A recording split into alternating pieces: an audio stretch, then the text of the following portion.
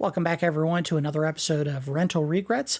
As always, I am your host, Victor Nup, and today we are looking at Kung Fu, developed and published by IREM, or IREM, which is a Japanese developer, and released initially in the arcades on November 24th of 1984.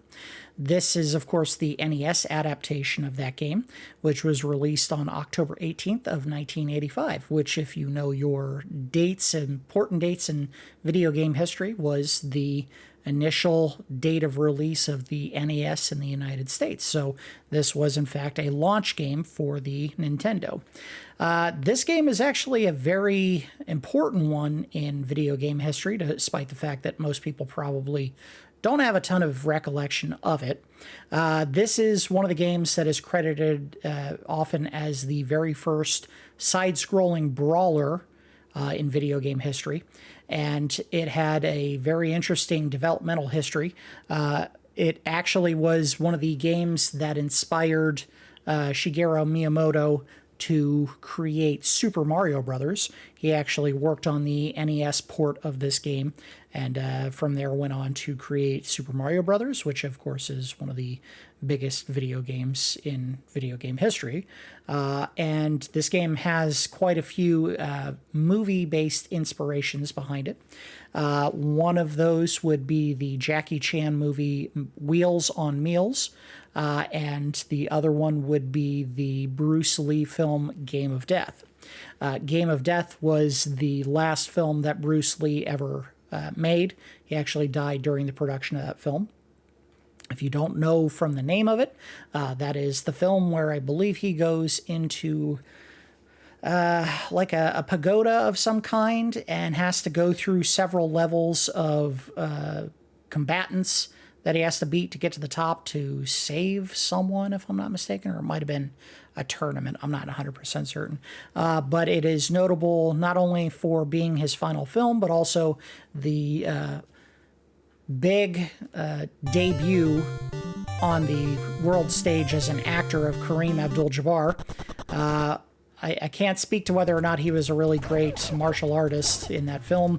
He may have just tried his best, and Bruce Lee, being a much smaller man than Kareem Abdul-Jabbar, probably just took advantage of his speed over the size to beat him. Honestly, can't remember. It's been a very long time since I've seen that particular fight or any of the movie.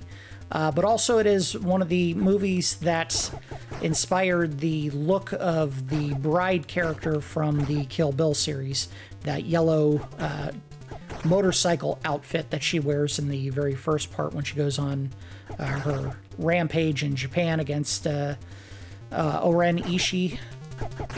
She wears an outfit that is an homage to Bruce Lee. Yeah, this had quite a few inspirations, not to mention the fact that this was one of the best-selling initial releases for the NES. I believe it sold 3.5 million copies, which today would, by any metric, be considered a blockbuster, a huge hit.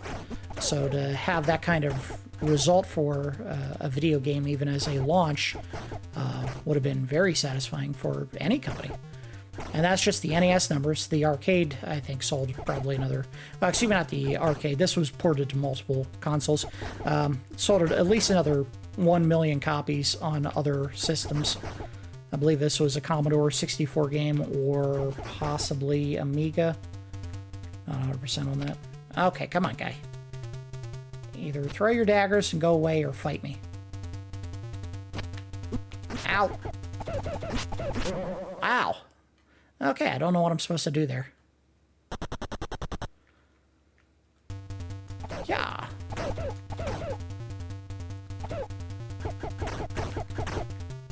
I like the sounds that he makes whenever he attacks.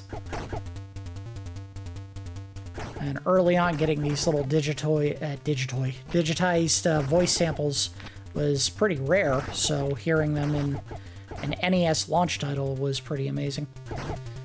And you can always tell which games were initial launch titles because they all had very similar design for not only the sticker on the cartridge, but also they all tended to have the same font type on them. I'm not sure what inspired Nintendo to just use this one font for everything, but It is how they ended up designing most of the games initially. Alright, come on, guy. Got him. Alright, this is probably not going to be a very good first attempt at the game because it took me quite a few of my lives just to get through the first floor. And there are 5 floors in total. I don't think it's the longest game ever, but yeah, it's for what it is, it's kind of enjoyable. I especially like the fact that your attacks don't have a ton of frames to them. It's just hit the punch or kick button and your attack happens. Ow. Oh. Whoa. I don't know if I can kill any of these. I killed that. Hey, killed him. Ah, don't touch the disco ball. All right. Well, that's an important lesson in life, too. Don't touch the disco ball. Pretty sure it's just pieces of glass. So you're going to cut yourself. I have no idea what the difference is between Type A or Type B. This is definitely not a game that I ever actually rented. Now, I have played it before. This was a game that I played for the first time visiting family in North Dakota. One of my cousins had a selection of Nintendo games, and as with any instance where I go over to someone's house for the first time, find out they have Nintendo games, I gotta try them. At least when I was a kid, that was the way I operated. I'm gonna be smoother this time. Nut punching everyone. Don't you run away. Not gonna get that a chance a second time. Where's my sword-wielding buddy? There he is. Yeah! Ow! Ow! Oh, I say it's a sword. Maybe it's not. Ooh, I destroyed him there. Gotcha! I totally just, Daniel LaRusso crane kicked that dude in the face. Just pop! It's Kung Fu, the name of the game, but I don't know if any of the moves that he's doing would be strictly considered Kung Fu moves. I mean, every martial arts style has punches or kicks, but I don't know if they would all necessarily look like that in... Oh, no. Gotcha. Yeah, look at that. You can't kick the snakes. You can beat up the dragons, but the snakes are off limits, apparently. Whoa. Whoa. What? Oh, that was lame. My fist was going through the dragon. It sounds like the most metal thing ever. My fist was going through the dragon. Wow!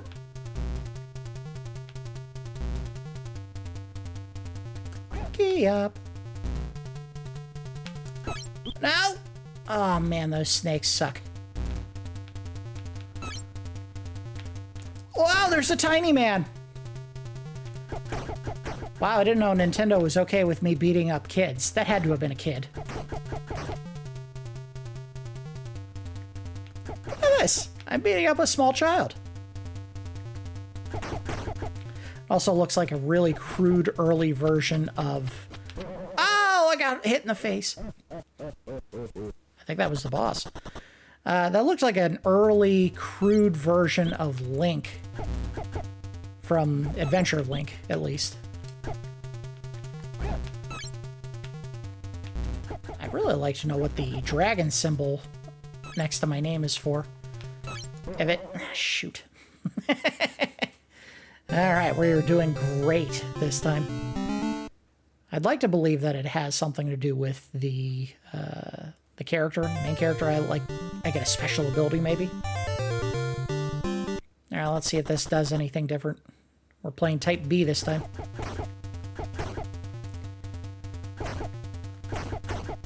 Yeah, I don't know if my cousin had any other games that I remember distinctly playing other than this one. This is one of those ones that stuck out of, in my mind, remembering that I played some games over at his house.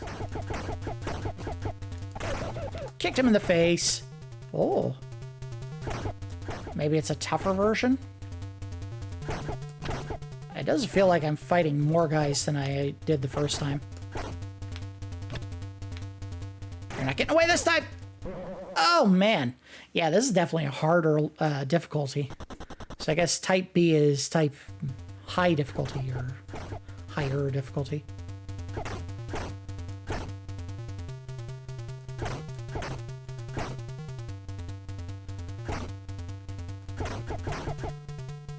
Whoa!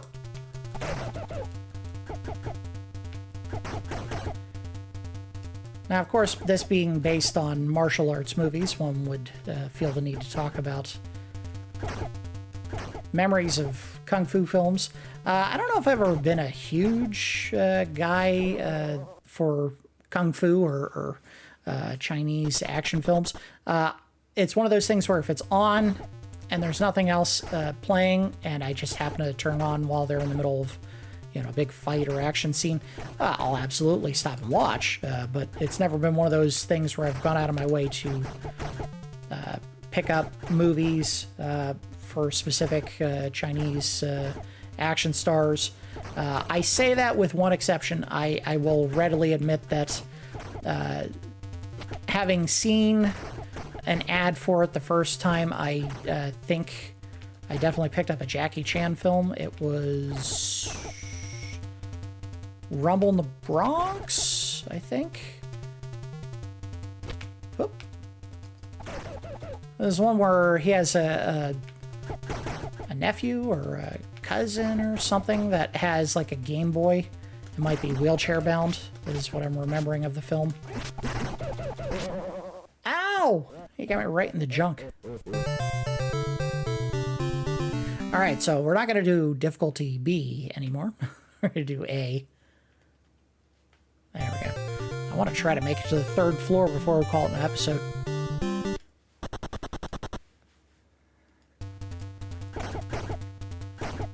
I will say one of the brilliant master strokes of Jackie Chan's film career has always been willingness to show that the stunts that he performs not only are done by him, which why wouldn't they be? If you're an action star, you're in theory doing the stunts that everyone is seeing you perform in the film, even if it is through creative edits to hide your face. But not only was he willing to show everyone himself doing the stunts, kind of in like outtakes at the end of all of his films, but also showing that, you know, they didn't always go as planned. He was often injured as a result, and quite a few times has taken some very significant traumatic injuries. I was reading earlier about the one that he considers the worst of all of the injuries he sustained during filming a movie, where he was trying to make a jump between like 2 buildings or a vehicle and another vehicle or something, and he fell, and as part of the tumble that he took from that stunt, he actually landed on a rock or some kind of sharp object, and it actually pierced his skull. And he now has a permanent, like, plastic piece that covers the hole in his skull, because it actually pierced the skull. I mean, that is dedication to your craft. No, no, no! Oh!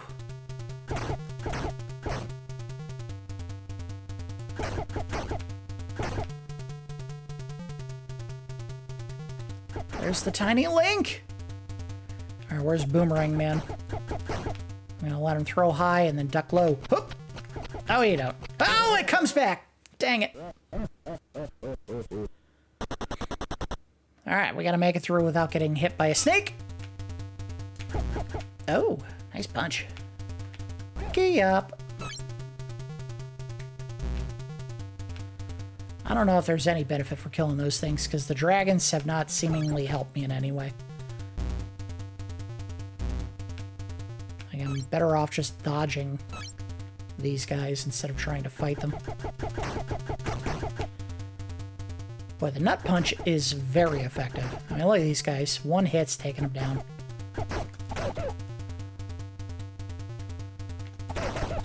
Leg sweeps. Alright, we're in good shape for this boomerang boss man. There he is. Oh, oh, he got hit. I got him.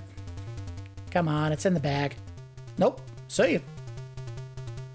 Alright, we made it to level 3. I feel like this is a full episode now. I have no idea what the end is like. I don't know if I ever beat it when I was over at my relative's house. Help me, Thomas. Save Sylvia from Mr. X. Sylvia!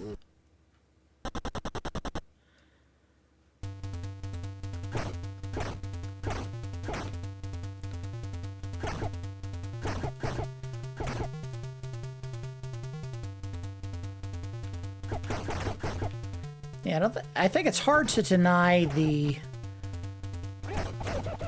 value of a really well choreographed fight scene in a film, even if it doesn't really serve the plot in any way. Ah! He tumbled and hit me in the head. He bonked my noggin. Alright, things have gotten much more difficult. Ah! He got me right in the chest. I think I got an extra life. Key up.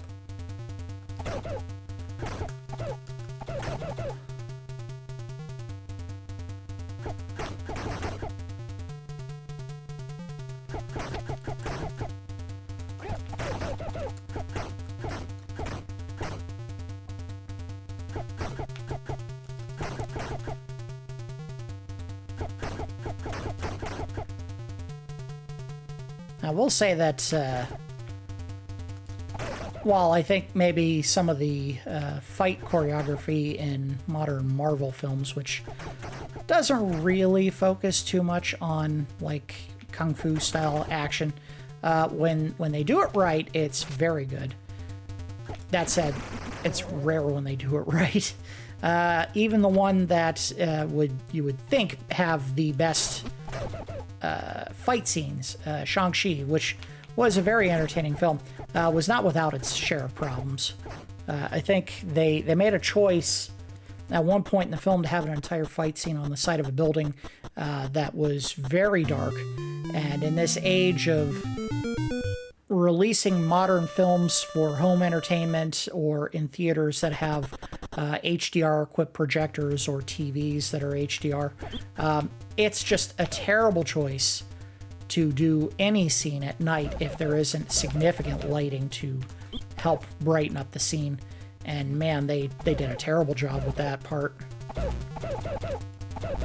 If you're going to have a night fight, there needs to be a back source of lighting somewhere, because if there isn't, it's not going to look good. Come on, little lynx.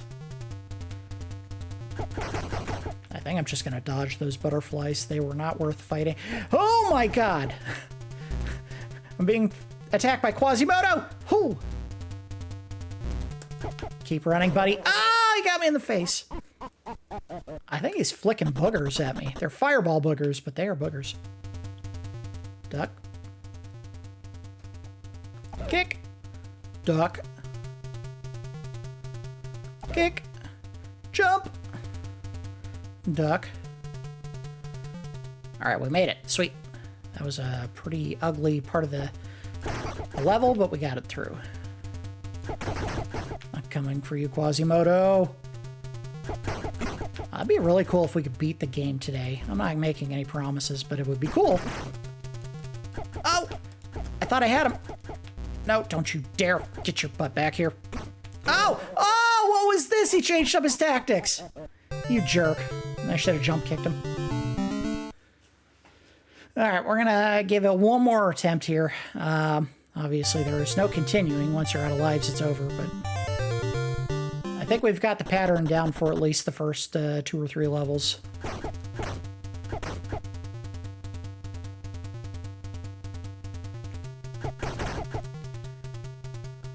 This is going to sound stupid as crap, but I still think maybe my favorite martial arts film of all time.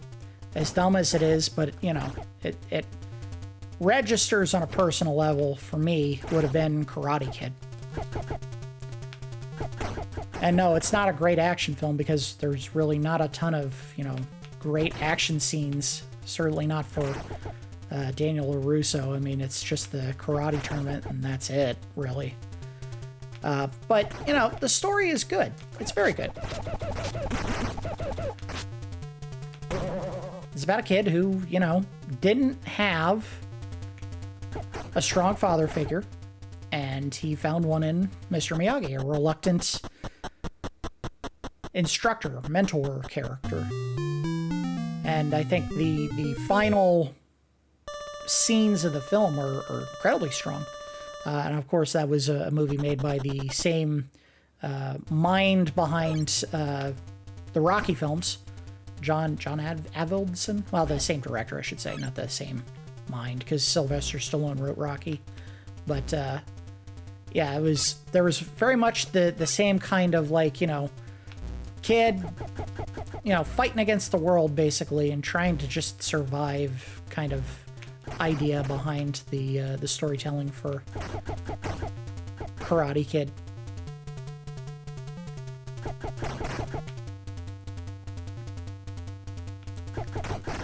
Pop, pop, pop.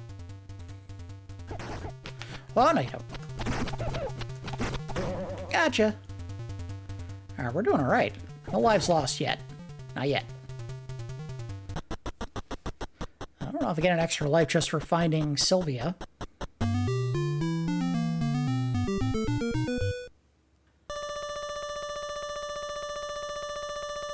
So we'll find out in a second here. Help me, Thomas. Sylvia. Who's laughing? Is she laughing? She has a very deep voice. I'm jealous.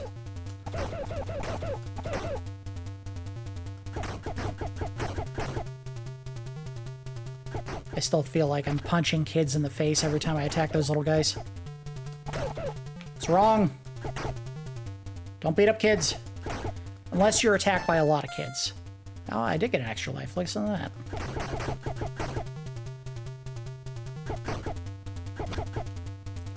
So the thought experiment that should never be done by anyone is, how many kids at a certain age do you think you could beat up if you had to? So let's say it was 5-year-olds. How many 5-year-olds do you think you could beat up if you had to? And I think the obvious answer is maybe 3. If you get to 4, eventually they can grab each of your limbs, and then you're truly screwed unless you just swing your limbs together and bash their heads together. I mean, that would be really tough, though. Because, you know, if they're smart, they're getting up close to your torso when they grab those limbs. No way, of course, am I advocating violence against 10-year-olds, but I'm just saying 3 would probably be the limit. Now, as you go up in age, I think that number goes down pretty quickly. You get to like an 11 or 12-year-old, maybe you're not going to have so much luck beating up 3 of them. Come on. I thought I had it figured out. I'm going to have to start slowing down on this level to get to the knife guys.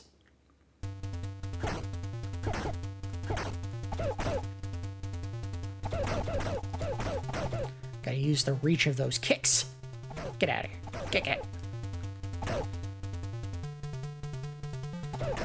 Suppose if I was being a smart kid, smart guy, I would talk about my history with martial arts as a practitioner? Student? I did take Taekwondo when I was in high school. Took it for about a year. Whoa! I got hit. At the time,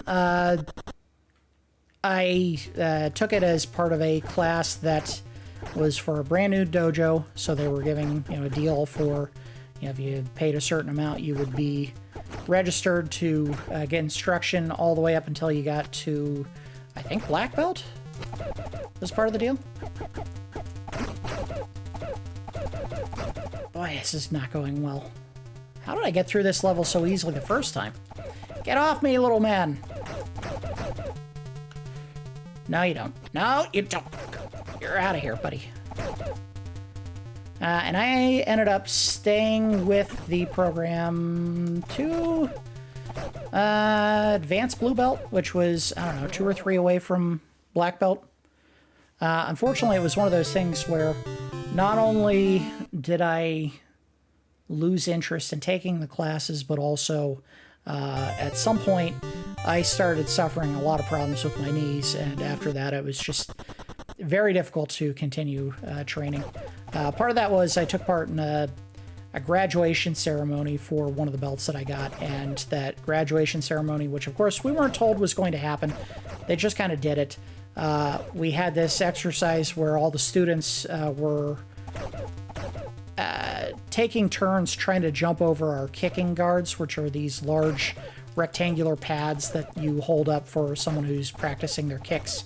And they would stack them on top of each other, and we would have to jump to try to clear them. And they got to the point where I think they were about head height for me. And I tried jumping over it, and I was kind of tucking my legs up under me as I was jumping. And unfortunately, my feet caught on the kicking guards as I was going over them, and I fell and landed knee first. And I am very certain that it destroyed the cartilage in my knees as a result. They've been in very rough shape ever since then, so... I appreciate the instruction that I got while I got it, but man, I should never have taken part of that stupid exercise, because I think it damaged my knees, and yeah, that sucks. Whoa! Gee up. Oh, come on! Oh, got it just in time! So if you kick them before they hit the ground, you can destroy them. Ooh, gotcha. Hup. Ow! Who's throwing all these jars of snakes at me? Okay, second question. Who keeps snakes in jars? And I feel like if you put a snake in a cookie jar, not only would that be a really terrible prank, but also a potentially deadly one. And people would not look at you favorably for doing it.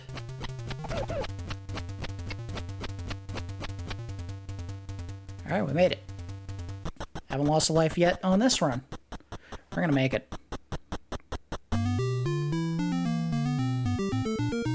And you would say, well, you know, in ancient times they probably kept snakes in wicker baskets for whatever reason, but those are jars. They're breaking. So someone found a clay or ceramic jar and said, this is the perfect stashing spot for my deadly poisonous snake. I'm thinking it's these little tiny Link characters. Because Link likes breaking pots, so... Gotcha.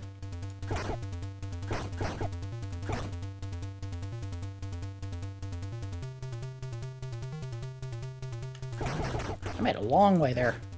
I think the key in this level, since this is the one where I kept getting attacked by the knife-wielding guys, just keep moving. Hup. Come on. Hup. Ah, right in the middle of me attacking him. Alright, let's just kick this guy's ass. Got him. Alright, we're out of here. Screw you and your knife throwing. We made it. Alright, level 4. This is as far as I made it on that one really good attempt. See if we can finish this game off. That'd be nice. A Rental Regrets episode where I beat it in one shot instead of like a 2 or 3 hour episode.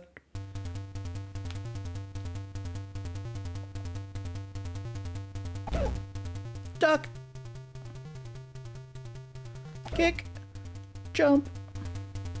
Duck. We made it.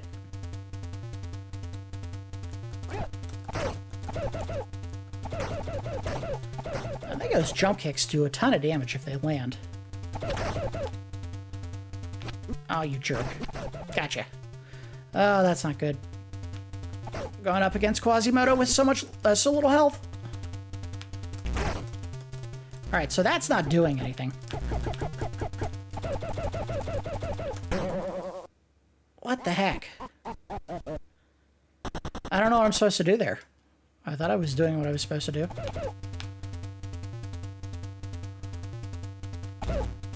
Duck! Ah! Stupid bees! Moths! Whatever they are. No, I do not want to get caught in a loop trying to kill those things.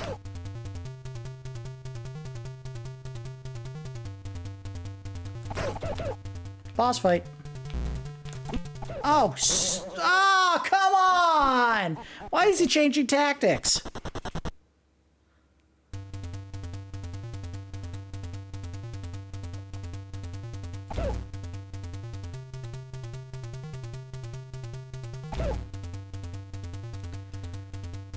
Alright, we're good, we're good, we're good, we're good, we're good, we're good.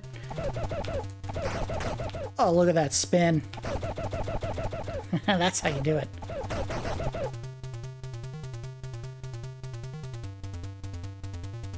Turn away! Sweet. Oh, no, you don't.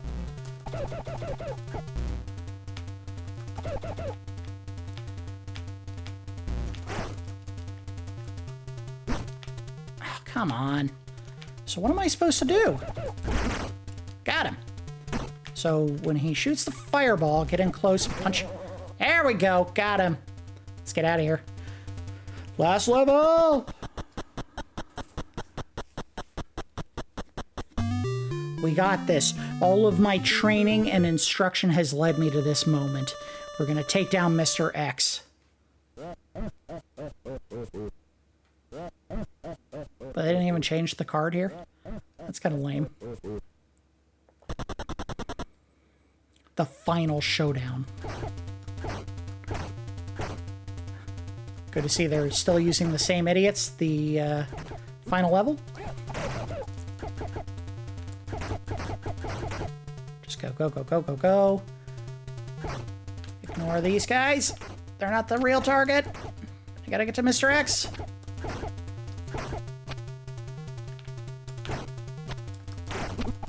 Oh, got him. Whoop. Alright, we'll get him. Ow! I got pincered. Boy, that guy's got some really weird fingers.